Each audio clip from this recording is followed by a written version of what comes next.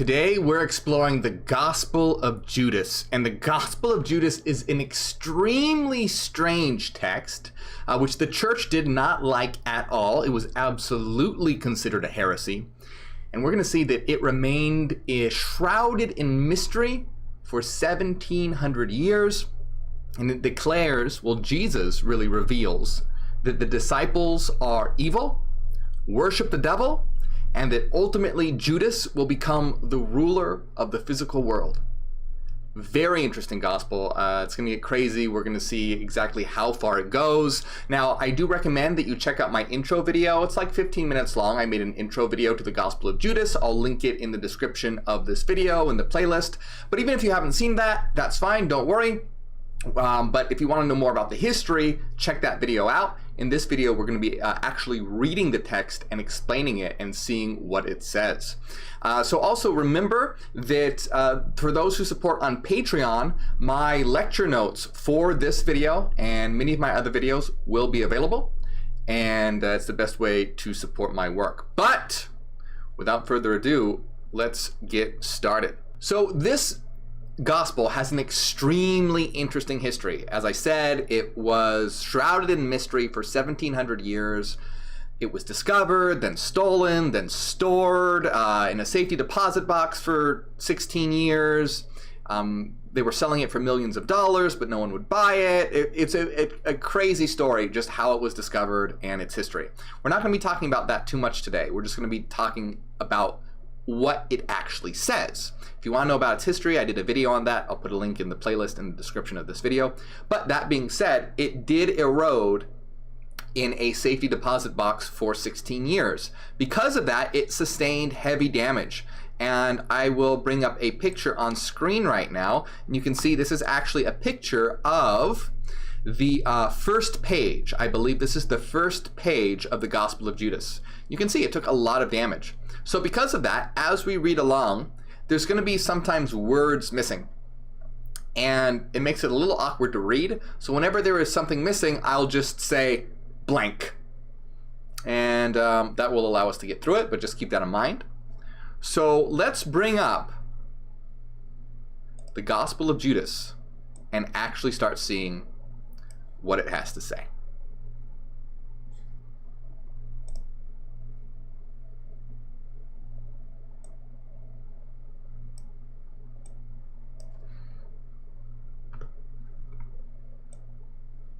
So, this is the secret message of judgment that Jesus spoke with Judas Iscariot over a period of 8 days, 3 days before he celebrated the Passover.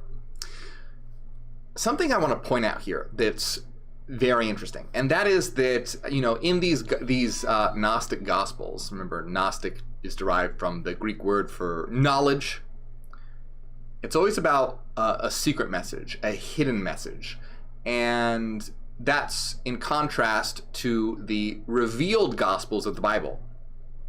These Gospels are a secret message that are supposed to be reserved for the select few that can truly understand their message.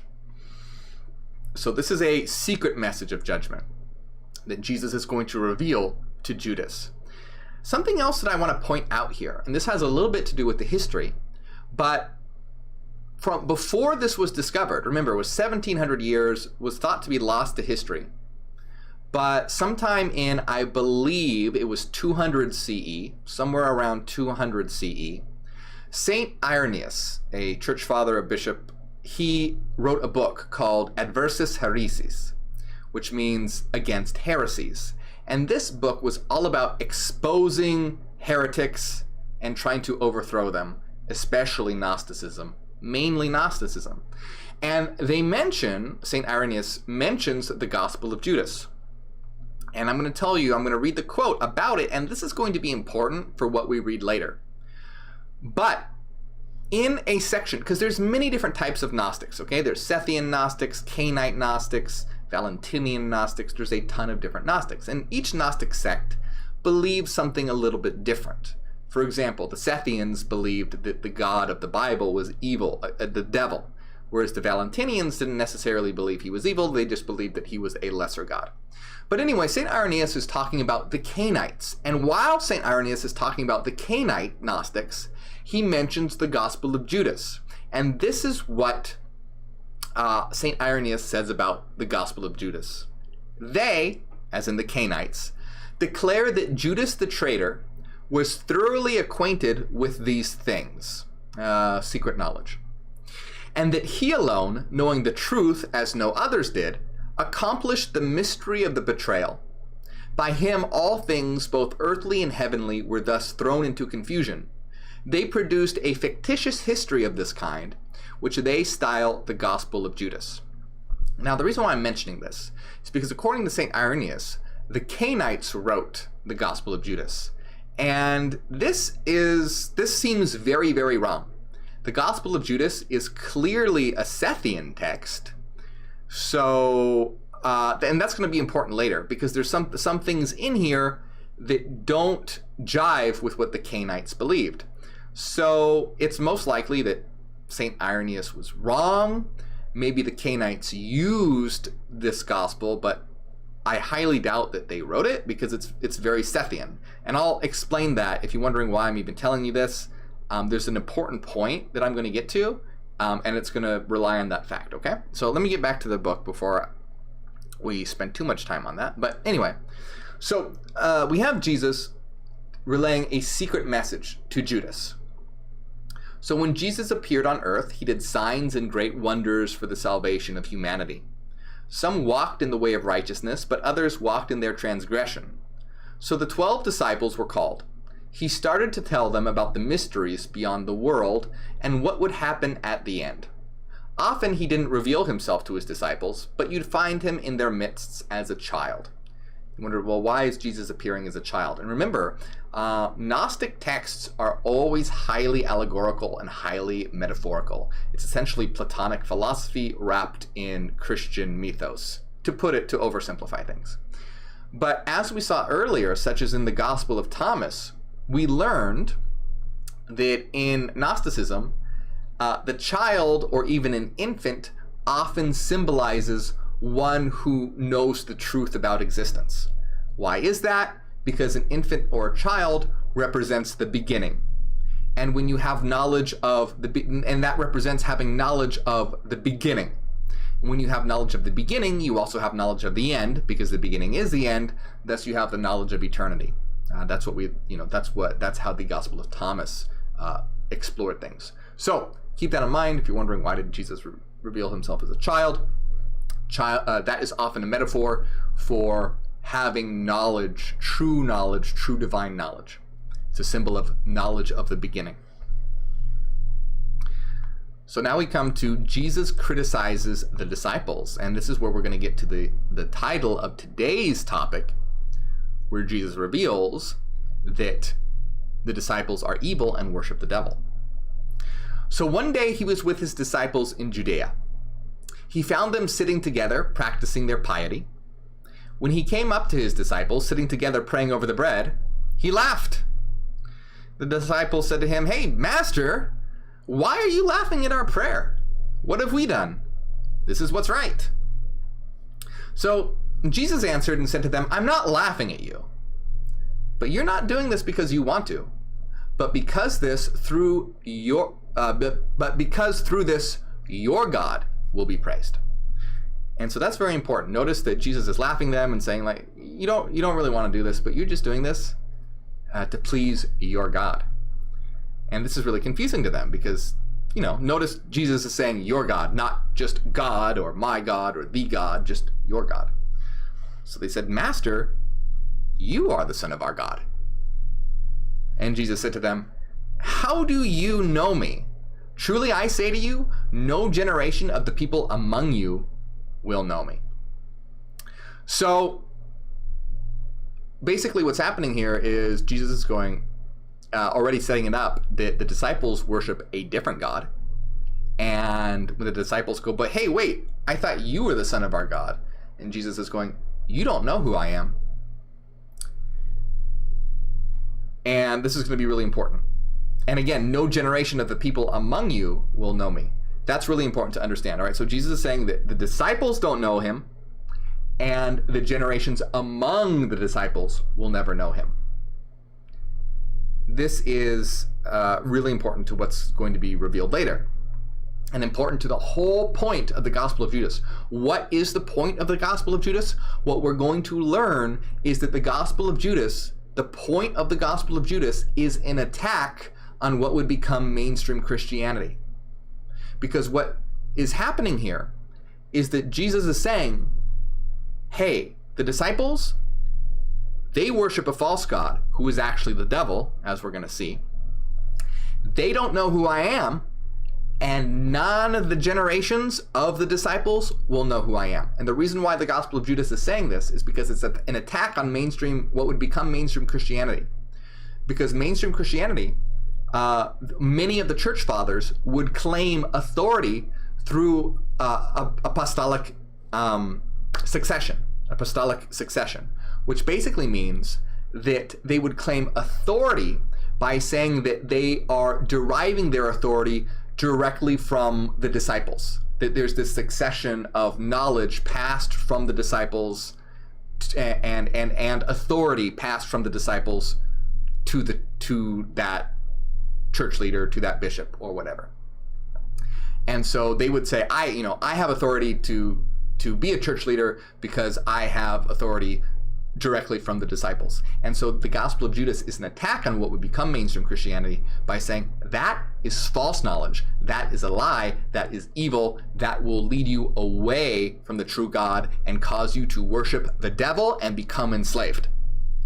So this is the whole point of the Gospel of Judas. It is a Gnostic Christian gospel because there were competing views of Christianity back then. And so the Gnostic Christian gospel was an attack on the version of Christianity that would eventually become mainstream by saying, hey, that is so wrong that it's akin to worshiping the devil. It is the opposite of what is true. So let's continue. This will all become a lot more clear as we go along here. So Jesus, they're praying. Jesus is saying, how do you know me? And I say to you, no generation of the people among you will know me. When his disciples heard this, they started to get angry and furious and started to curse him in their hearts. They did not like this. But when Jesus noticed their ignorance, he said to them, why are you letting your anger trouble you? Has your God within you and his stars become angry with your souls?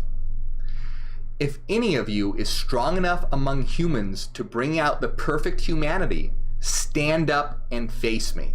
So there's a couple different things going on here. Again, Jesus is saying, has your God become angry? And his stars?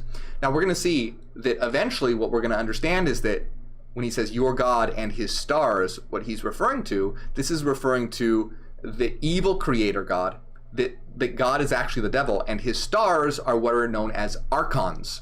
Archon means ruler, and these are basically demonic forces. The creator God in Gnosticism is also known as the chief ruler or the chief archon, and he's often called Yaldabaoth or Saklas.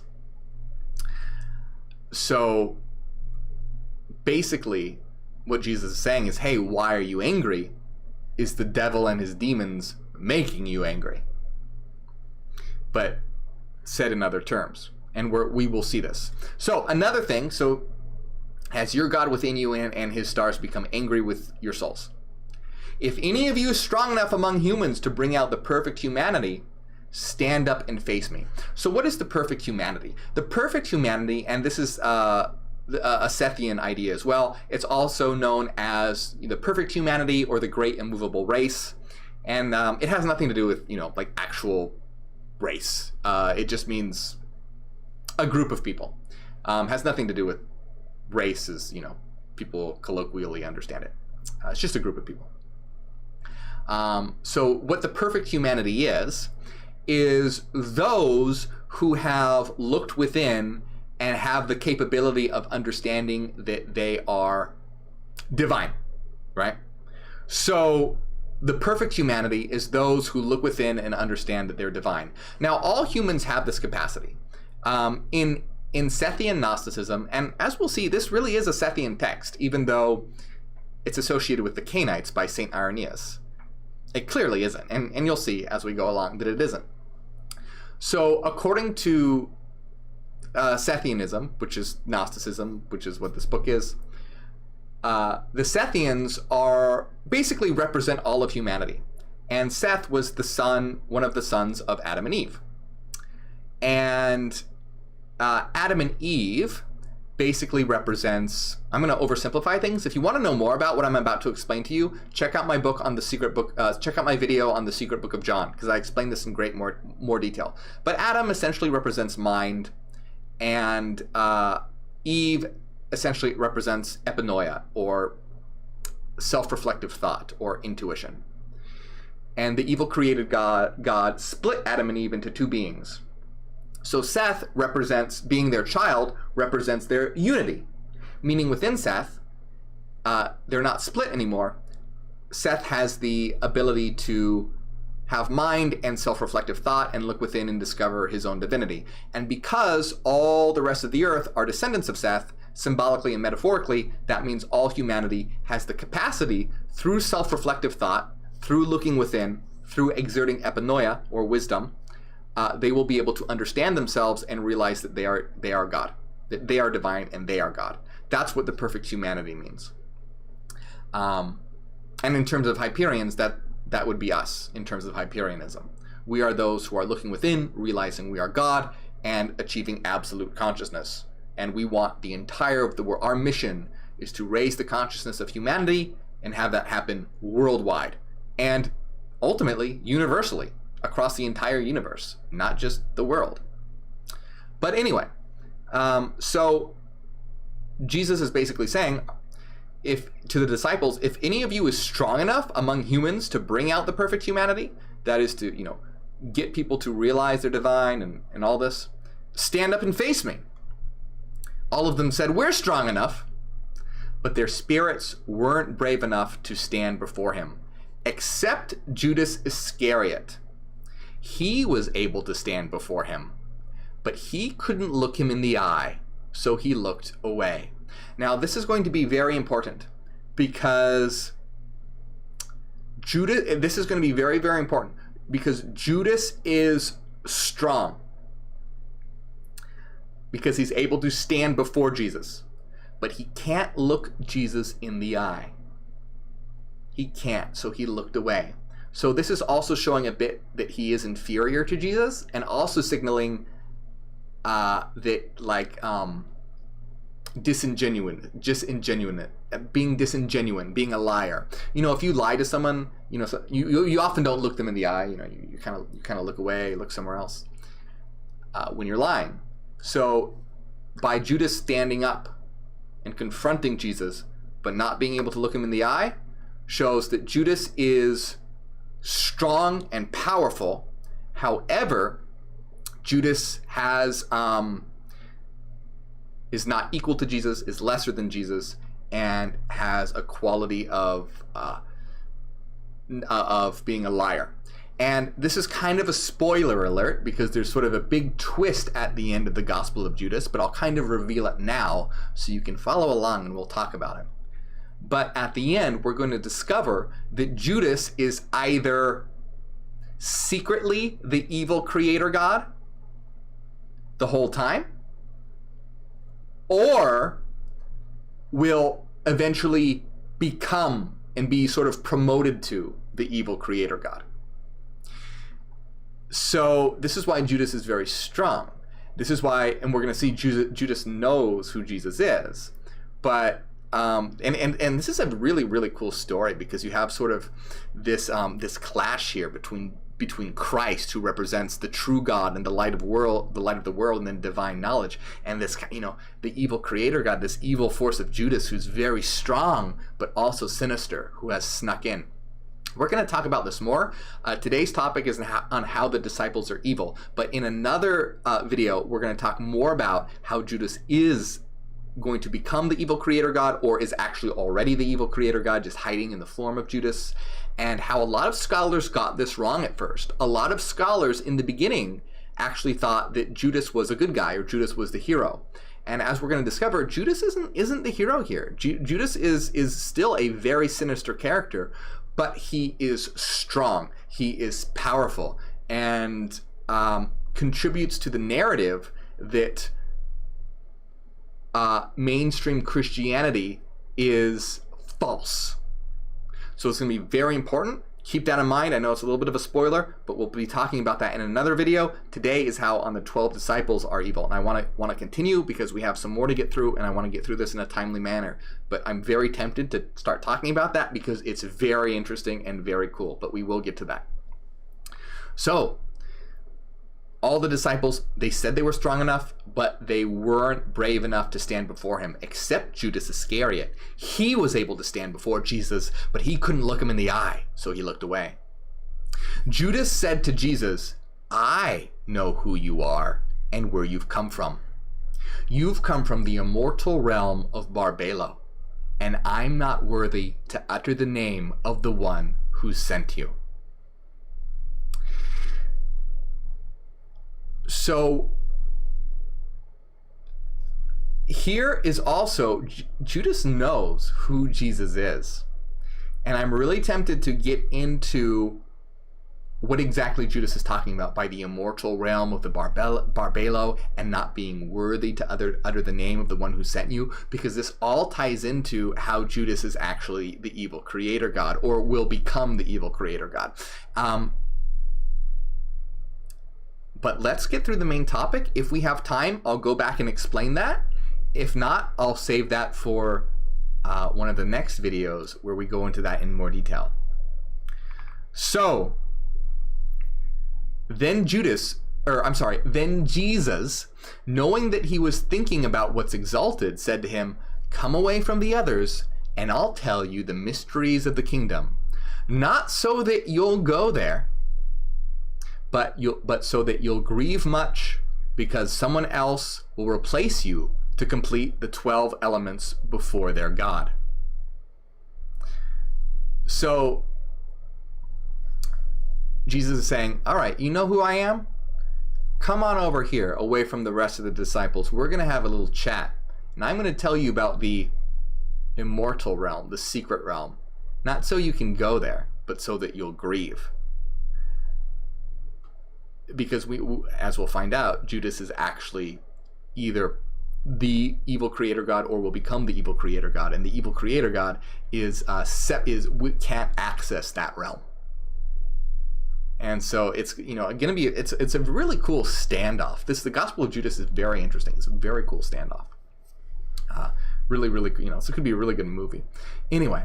So Judas said to him, "When will you tell me these things? And when will the great day of light dawn for the generation?" The great day of light, that's very important. This is when humanity, because the immortal realm is the realm of divine light. So the great day of light and dawning, and remember, I just did this video about the importance of light and Jesus Christ being Lucifer and all the connections with light and reality being a realm of light. So you'll notice the emphasis on light so important. And in Hyperianism, this is also incredibly important. You can see this metaphor because in Hyperianism, reality is living light. Reality is mathematical frequency, which is mind, but it's also light. Mind, light, energy, frequency, and mathematics, they're all the same thing. So this is all very interesting. Let's continue though. We'll talk about that more later. But when he said these things, Jesus left him. So now we're moving on to another section. And I'll see how much we have left because I want to do this in a timely manner. So the next morning, this is the next morning now, he appeared to his disciples, and they said to him, "Master, where did you go? What did you do when you left?" Jesus said, "I went to another great and holy generation." His disciples said to him, "Lord, what great generation is better and holier than us, that's not in these realms?" So Jesus is saying, I went to another great and holy generation, and disciples are like, "Who's holier than us in in this world? What are you talking about, Jesus?" So essentially, what another great and holy generation most likely means is what that is most likely referring to is those that have achieved gnosis. That is, those that have realized that they are divine and thereby escaped the cycle of reincarnation, escaped the material world, and now reside in the pleroma, or the realm of divine light, the immortal realm. I want to also mention real quick, that's another big importance between Hyperianism and Sethian Gnosticism. I want to make that very important. Sethian Gnosticism is all about escaping this world, escaping this world, escaping this world. However, in the Gospel of Thomas, which is a different type of Gnosticism, the Gospel of Thomas is much closer to Hyperianism, in that it's not about escaping the world, but transforming the world. You look within, realize you're divine, and then transform the world with your brother and sister goddesses, gods and goddesses. And I don't like using brother and sister and gods and goddesses. It's just all gender neutral. All your fellow minds that have also awakened. All your fellow gods. Let's be gender neutral about it. All your fellow gods. You all awaken to what you are and transform the world. You don't escape. And why is this? Because you realize you're God. Does a God escape? No. A God transforms. A God creates. So if you are a true God, you realize your true divinity. You don't escape and pull away. You transform the world. Because if you're a true God, you don't look to escape. You look to transform. That's what a true God does. And we as Hyperians, we are true gods. So I just want to reiterate that, because a lot of people, they want to escape, but that's where we disagree on Sethian Gnosticism. We disagree with that very strongly. We agree with the Gospel of Thomas in that point, okay? In that point. So his disciple said, "Lord, what great generation is better and holier than this, that's not in these realms?" Now when Jesus heard this, he laughed. He said to them, "Why are you wondering in your hearts about the strong and holy generation? Truly I say to you, no one born of this realm will see that generation. No army of angels from the stars will rule over it, and no person of mortal birth will be able to join it, because that generation doesn't come from blank that has become blank. The generation of the people among them is from the generation of the great people, blank, the powerful authorities who blank, nor the powers blank, those by which you rule." When the disciples heard these things, they were each troubled in their spirit. They couldn't say a thing. So basically, Jesus is laughing at them and going, "You think you're holy? No, you can't even access these realms. You don't even know about these realms. You're nothing. None of you and the powers you align yourself with can never get there."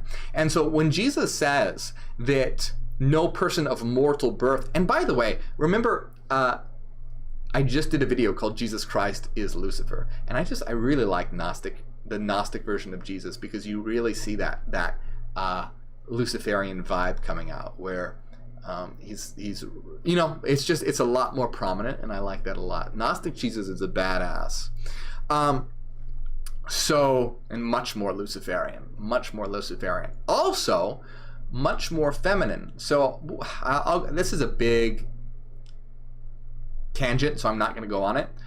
But Jesus, and thereby if you also equate the archetype of Lucifer, are actually much more feminine, because in the Gospel of, or in Gnosticism, Jesus is related to Sophia, and is almost the human incarnation of Sophia, if you will, sort of the avatar of Sophia, which is feminine. But but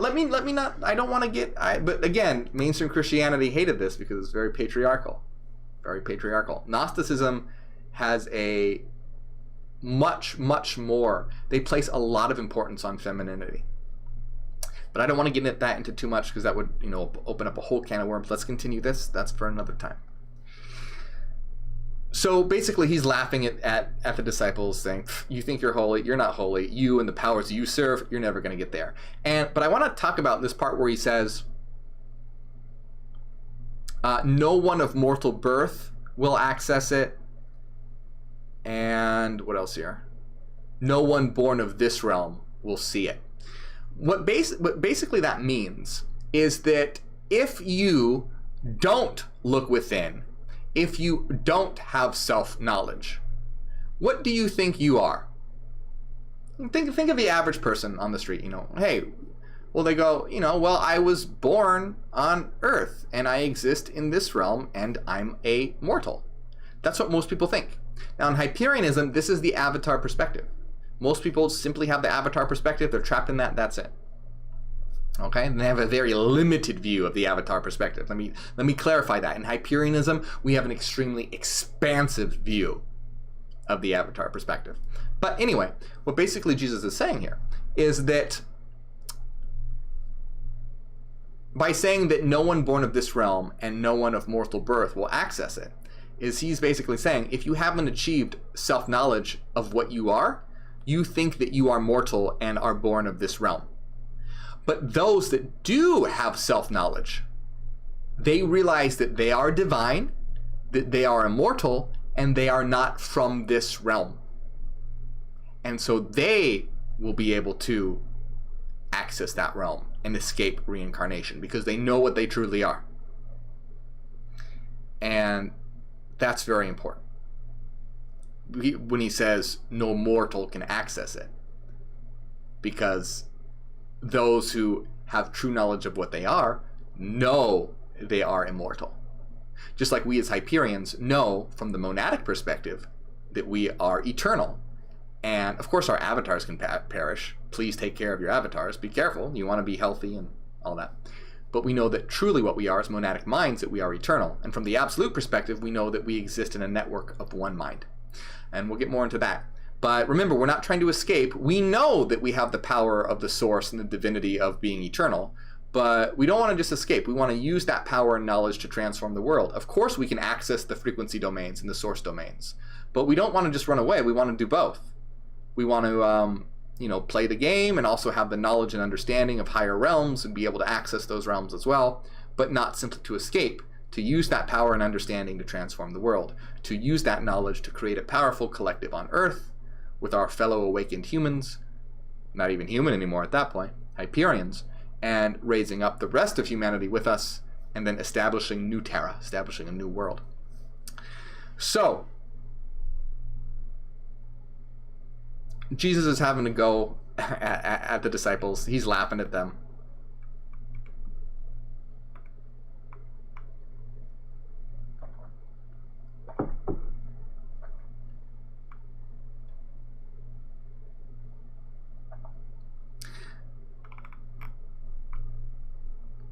So the disciples' vision. Another day, Jesus came up to them. They said to him, "Master, we've seen you in a dream, because we had great dreams last night." But Jesus says, "Why blank hidden yourselves?" And they said, "We saw a great house with a great altar in it and 12 people.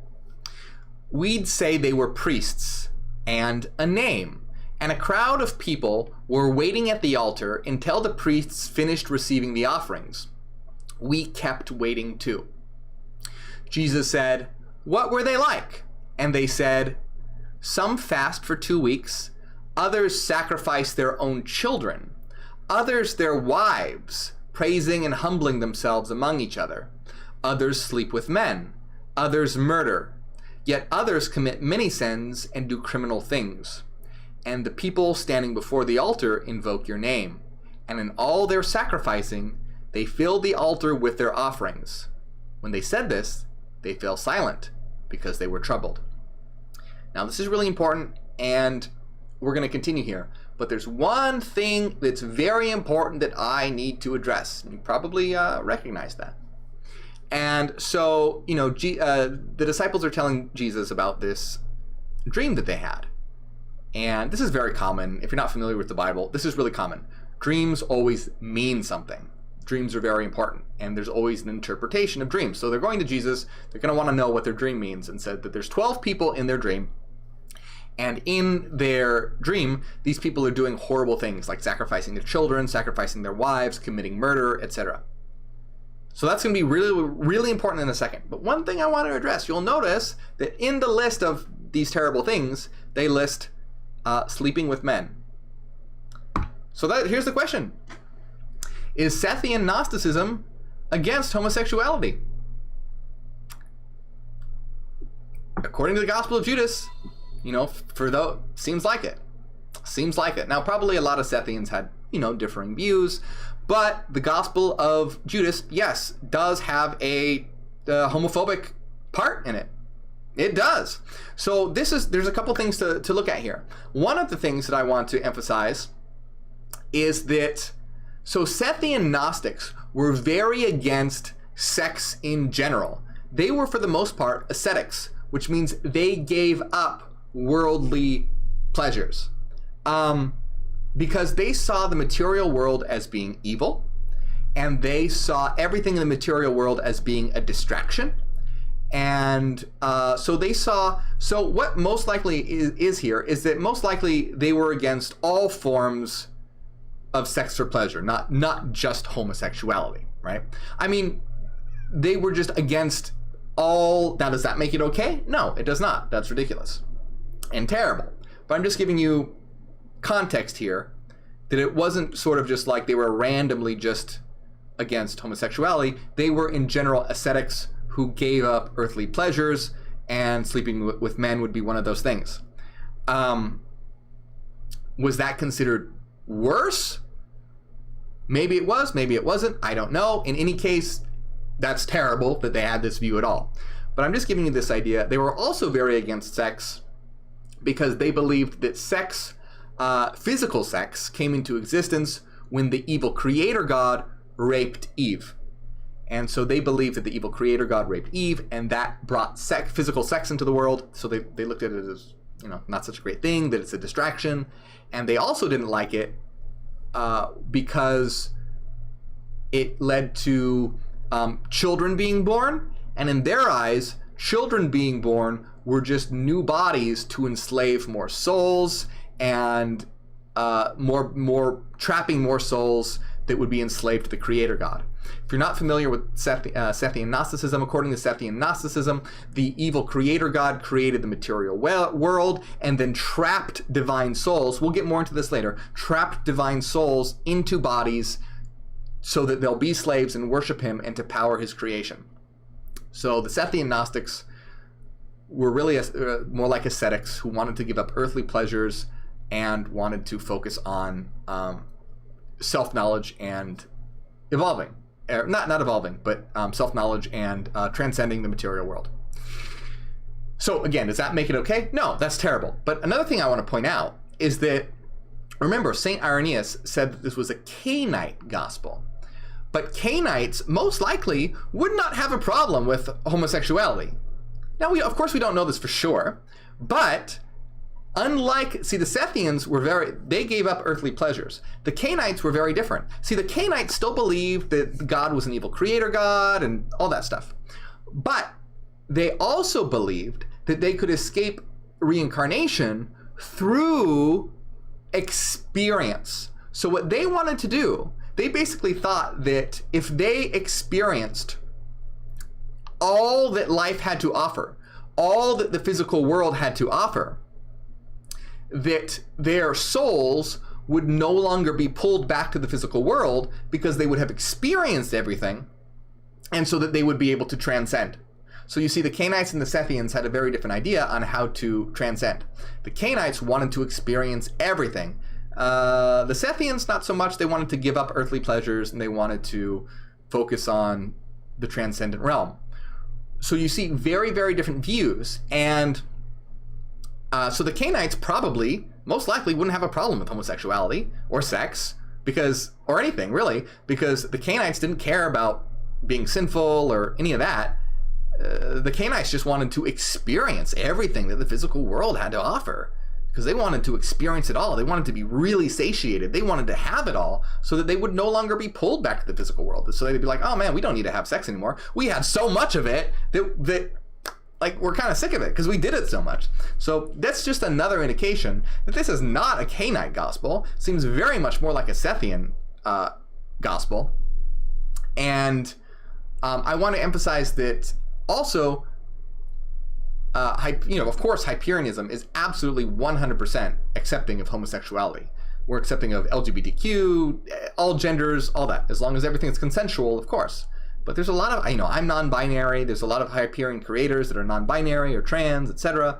So we're very accepting of all that. Absolutely, 100%. Now, I did do a video on the Canaanites. So if you're interested in that, check out my video on the Canaanites, because they were very interesting. I believe the title is called something like "You Must Sin Now," or this blasphemous Christian sect said you must sin for salvation, something like that. Because this has some crossover to Hyperianism, because we want to do shadow work. We don't want to just do all this evil stuff or anything like that, of course not. But we want to address our darker side and be able to experience it in a healthy way, rather than keeping it bottled up. And again, that doesn't mean going out and doing terrible things, but it means addressing our darker side so that we don't bottle it up. So check out my video on the Canaanites if you want to hear about the Canaanites, because they're very interesting, as well as the Hyperion perspective and some of the crossover there. But this is a really important point that I want to get across. So the Gospel of Judas is a really great gospel, but guess what? There's a piece of shit in it, right? There's a piece of shit. The part that it's against homosexuality. That's terrible. Just like they want to escape the physical world. We don't agree with that either. We want to transform the physical world. We want to be both transcendent and immanent. See, the Sethians just wanted to be transcendent, just wanted to escape. We want to be transcendent and immanent. We want to be able to be outside of the world, but also in the world to transform it. We want both. So obviously we don't agree with the Sethians there. We also absolutely don't agree with the fact that we repudiate them for being against homosexuality. That's terrible. That's gross that they're against it. Of course we accept that. So this brings me to a really important part, and the danger of taking these stories as being literally true. Because remember, when we look at these stories, we know that they're allegories. We know that they're metaphors. We don't take them literally. And so you could see someone who does take this literally might go, oh, wow, I guess homosexuality is wrong. They could get that idea. They could get that impression. That's why it's so important to live by logic and reason and not stories. Because do you see the danger? We can have even a really great story. Like the Gnostics have amazing ideas and their stories are great and have really important lessons in them. But there's some dangerous shit in there. And you have to use logic and reason to realize and remove that. And that's what we want to do with all mainstream religions. We want to erode religious fundamentalism. We want to erode mainstream religion. We want people to lose faith in mainstream religion. We want to destroy faith and erode faith. But if mainstream religion, remember I did a video on this transitory phase, where mainstream religion would be fine if it transformed itself by explicitly acknowledging that the stories are simply metaphors and allegories and removed all the hateful, sexist, homophobic verses and called them out for it and openly said, no, these are wrong. We got to get rid of these. So we need to have mainstream religion do that. We need to have mainstream religion be completely revamped and overhauled so that it recognizes that they're just stories and gets rid of all the hateful, damaging principles in there. I did a whole video on that. Check it out. But so that's really important. And it just, because I got a comment from someone on one of my videos, and this is why it's so dangerous. I got a comment from someone on one of my videos that goes, you know what? I've been reading a lot of these old texts, not just Gnostic texts, but I don't know, just different, there's a lot of different old texts out there. And he said, and all these texts say that homosexuality is wrong. Since all these, old prophets and writers and supposedly enlightened people said it's wrong, maybe it is. And he was serious about that. So do you see the really big danger in putting authority in old texts and old prophets and old books? Even if they might be good in some points, if you take them all as being authoritative, you're going to run into really big problems. That's one of the reasons why I don't like to use the metaphor of reality being created by male and female principles. Because then if someone will take that literally and go, oh, well, it must be true that male and female is the way it's supposed to be. Therefore, homosexuality isn't the way it's supposed to. That's terrible. Okay? So it's very important to always use logic and reason, realize that these are only stories, and that all the hateful bullshit in them must be removed. It's very important, and this is a really good lesson here. So the Gospel of Judas is a really cool gospel. Got some really interesting stuff in it. But there's a piece of shit in it. We got to take it out. We got to call it out for what it is. Get rid of it. But anyway, let's continue, because apart from that unfortunate thing, the rest of it is really, really good. Okay? So basically, to continue, Jesus, they go up to Jesus and said, hey, we had this dream. We saw 12 people, but they were doing all this horrible stuff, like killing children and murdering and sacrificing their wives, blah, blah, blah. But then they stopped talking and they were troubled. Jesus said to them, why are you troubled? Truly I say to you, all the priests standing before that altar invoke my name. And again I say to you, my name has been written on this house of the generations of the stars by the human generations. And they have shamefully planted fruitless trees in my name. Jesus said, okay, well, let me continue here. Jesus said, you're the ones receiving the offerings on the altar you've seen. That's the God you serve. And you're the 12 people you've seen. And the animals you brought in to be sacrificed are the crowd that you lead astray before that altar. Jesus is comparing the disciples, as the people who follow the disciples, as the animals that they're going to sacrifice. Your minister will stand up and use my name like that, and the generations of the pious will be loyal to him. After him, another person will present those who sleep around, and another those who murder children, and those who sleep with men, and those who fast, and the rest of impurity, crime, and error. And those who say we're equal to angels, they're the stars that finish everything. It's been said to the human generations, look, God has accepted your sacrifice from the hands of priests. That is the minister of error, but the Lord who commands is the Lord over everything. On the last day, they'll be found guilty. I'm going to explain all this in just a minute. This is really important stuff. Jesus said to them, stop sacrificing animals. You've offered them over the altar, over your stars with your angels, where they've already been completed. So let them become with you, and let them become clear. His disciples said to him, cleanse us from our sins that we've committed through the deceit of the angels. Jesus said to them, it's not possible, nor can a fountain quench the fire of the entire inhabited world, nor can a city's well satisfy all the generations except the great stable one. A single lamp won't illuminate all the realms except the second generation, nor can a baker feed all creation under heaven. And when the disciples heard these things, they said to him, Master, help us and save us. Jesus said to them, stop struggling against me. Each one of you has his own star, and of the stars will blank what belongs to it blank. I wasn't sent to the corruptible generation, but to the strong and incorruptible generation, because no enemy has ruled over that generation, nor any of the stars. Truly I say to you, the pillar of fire will fall quickly, and that generation won't be moved by the stars. Okay, there is so much to unpack here. Let's do it. Let me see how much time we have here, because I've been talking for a while, and I want to make sure. Oh my God, I've been talking for a long time. All right, let's do this. Let's do this kind of quick. This is important. So the disciples come. They say, hey, we had a dream. There were 12 people. They were sacrificing children. They were committing murder. They were sacrificing animals on the altar. They were very disturbed by this. Jesus said, basically saying, all the priests standing before the altar invoke my name. Jesus is saying, they're going to use my name. And again, I say to you, my name has been written on the house of the generation of the stars. And they have shamefully planted fruitless trees in my name.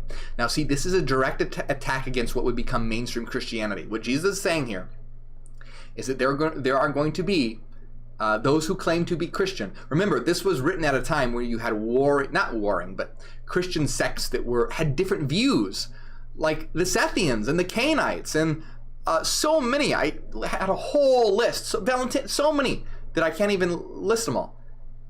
That said that the God of the Bible was evil, and the way to divinity was through self-knowledge. But then you had what would become mainstream Christianity that took the exact opposite, but used Jesus' name.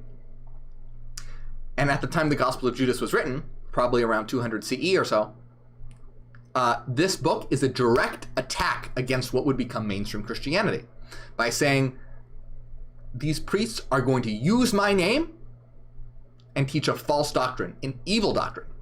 And They have planted fruitless trees in my name. What does fruitless trees mean? This is used in the Bible all the time. A fruitless tree is basically a tree that so what's the point of a tree? It's to produce fruit. It's to produce life. That's the point of the tree. It fulfills its purpose. It's producing life. By producing life, it then plants seeds and more trees grow. The image of a fruitless tree is a very it's an evil image. It's an image of something very gross and stagnant and withered and decaying and dying.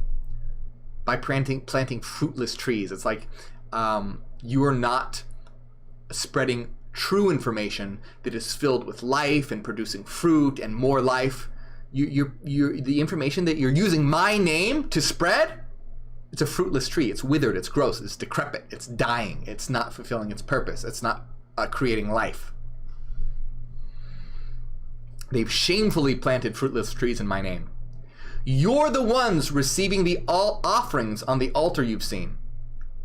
That's the God you serve, and you're the 12 people you've seen. So he's calling them out.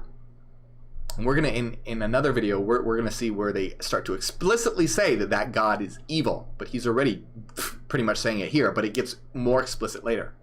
That's the God you serve. You're the 12 people you've seen. And the animals that you saw in to be sacrificed are the crowd you lead astray before that altar.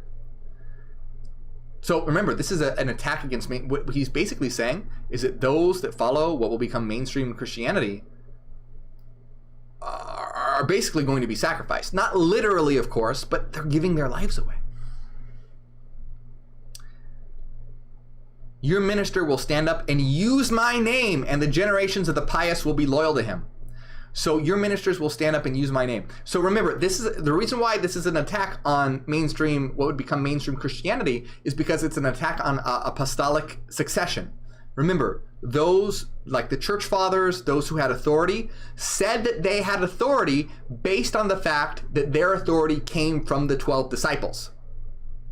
So this gospel is saying the 12 disciples are evil, worship the devil, plant fruitless trees, lead humanity astray, and keep them enslaved and enchained and in bondage. So this is an attack by saying those who say that they have power because they have authority from the disciples, that indirectly means that they have authority from the evil creator God. It's a false gospel, a false doctrine. Stay away from that. This will leave you to enslavement. This won't free you. That's the point of the Gospel of Judas. So your minister will stand up and use my name, and the generations of the pious will be loyal to him. There will be ministers that stand up, use the name of Jesus, and but remember, they don't really know who Jesus is. Remember in my video, I showed that Jesus is much closer to Lucifer than how they interpret it. But check out that video. It's a really important one. So they're going to be loyal to him.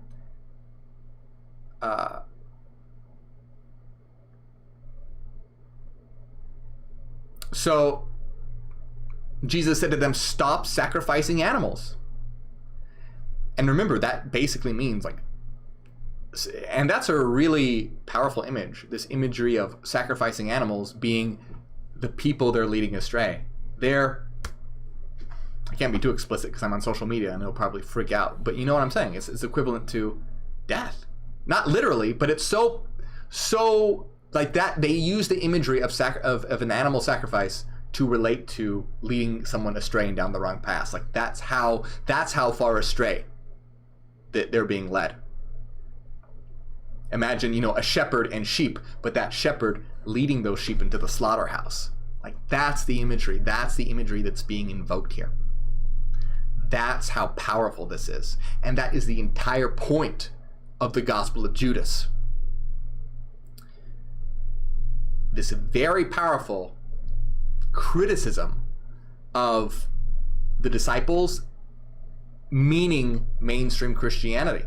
Because mainstream Christianity depends on the testimony of the disciples. You have the Gospel of Matthew, Mark, Luke, and John. And Jesus saying, you don't know me. This is all bullshit. So another thing to realize here is that this is also, so why is Jesus saying that they're murderers?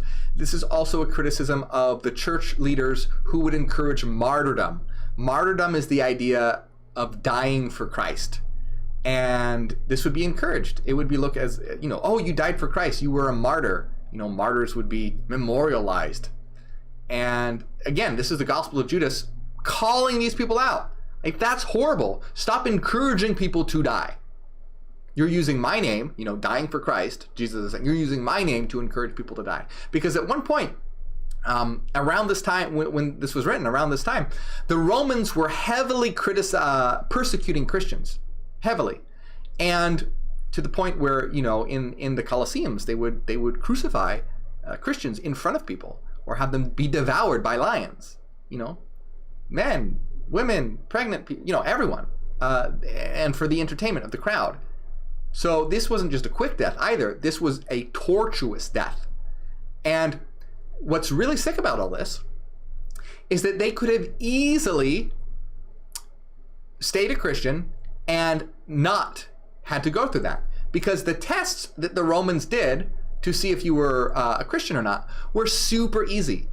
They would basically, like one of the tests where they would take meat that had been sacrificed to one of the pagan gods and just be like, hey, will you eat this piece of meat? And that's one of the tests that they would do. And it's a super easy test to do. You could just eat the fucking piece of meat and be fine. But if they wouldn't, see, that was a sign of these people are going to be a problem, because look, they're not, if they can't even do this, are they going to try and start a revolt? Are they not going to comply with us? They were kind of seen as a threat because they weren't, kind of going with, they were going against the culture. They were going against kind of the laws. And again, it would be super easy to just, eat a piece of the fucking meat. And then, God would, even if God were real, he'd understand.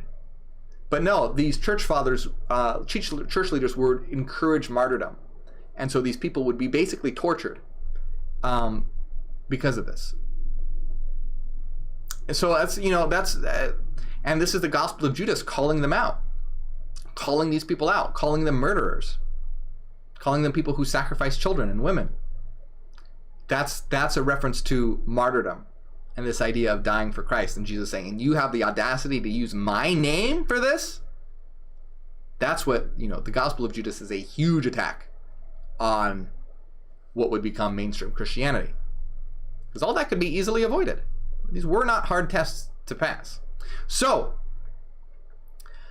there is actually a lot more that I want to talk about here, because this is idea where they said, each one of you has his own star.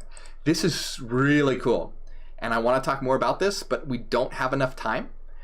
So I'm going to save that for next time, because I have so much I want to talk about. This is a very interesting gospel, and we haven't even gotten to the main part yet, because next time we get to Jesus and Judas. Jesus and Judas haven't even started talking yet, and this is where they have this sort of cool confrontation. Jesus being the emissary from the true God, the one God, the divine light, the divine mind, and then Judas, who is secretly the evil creator God, or will become the evil creator God. And they have this very cool standoff, and that's what we're going to be looking at that, and then this whole idea of each person having their own star.